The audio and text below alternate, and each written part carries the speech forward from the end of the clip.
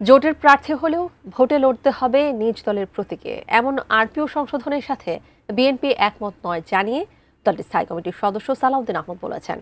এই আপত্তি জানিয়ে নির্বাচন কমিশনে চিঠি দেবে বিএনপি। এ ধরনের আরপিও একতরফাভাবে কেন পাশ করা হলো সেই প্রশ্নও রাখেন এই বিএনপি নেতা। আমিনুল ইসলামের রিপোর্ট। নির্বাচনী জোট হলেও প্রার্থীদের নিজ দলের প্রতীকে জাতীয় নির্বাচনে প্রতিযোগিতা করতে হবে এমন বিধান যুক্ত করে নির্বাচন সংক্রান্ত আইন গণপ্রতিনিধিত্ব আদেশ বা আরপিও সংশোধনের খসড়া বৃহস্পতিবার অনুমোদন করেছে অন্তর্বর্তী সরকারের উপদেষ্টা পরিষদ।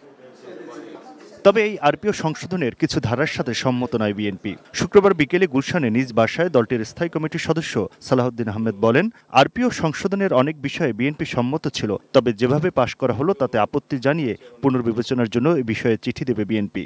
যে সমস্ত সংশোধনী এসছে তাদের অধিকাংশের সাথে আমরা একমত, কিন্তু এই বিষয়টা প্রতীকের বিষয়টা জোটভুক্ত হলেও দলগুলো নিজস্ব প্রতীকের বাইরে জোটের অন্য প্রতীক নিতে পারবে না, এই বিষয়ে আমরা সম্মত হইনি কখনো। এটা আমার মনে হয় এটা আমাদের একটা সুষ্ঠু রাজনীতির স্বার্থে, নির্বাচনের স্বার্থে এটা পুনর্বিবেচনা করা প্রয়োজন। এই কথা আমি আমাদের দলের পক্ষ থেকে জানিয়েছি। আমরা হয়তো আনুষ্ঠানিক চিঠিও দেব। বিজলি কেবলসের স্কিন কোটেড ইনসুলেশন আগুন প্রতিরোধী। বিজলি কেবলস, নিরাপদ আজীবন। বড় জোট গঠনের প্রক্রিয়া আছে বিএনপি, এমনটা জানিয়ে তিনি বলেন, এনসিপির সাথে রাজনৈতিক যোগাযোগ রয়েছে, তবে জোট হবে কিনা সেটি এখনো নিশ্চিত নয়। ফ্যাসিবাদ বিরোধী গণতান্ত্রিক আন্দোলনে যারা অবদান রেখেছেন এবং বেশ কয়েকটি ইসলামিক দল, তাদের সবার সাথে আমাদের আলোচনা হচ্ছে। শেষ পর্যন্ত জোট কোন জায়গায় গিয়ে দাঁড়ায় সেটা দেখার জন্য আপনাদের আরও অপেক্ষা করতে হবে।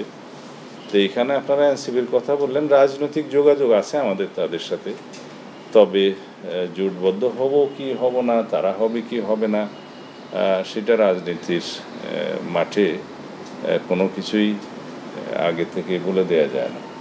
আর এ মাসের মধ্যেই 200 আসনের জন্য বিএনপির পক্ষ থেকে মনোনয়ন প্রত্যাশীদের সবুজ সংকেত দেওয়া হবে বলে জানান বিএনপির স্থায়ী কমিটির এই সদস্য। গ্রিন সিগন্যাল এখনো সেভাবে ফরমালি দেওয়া হয়নি, সেটা কয়েকদিন পরে দেওয়া।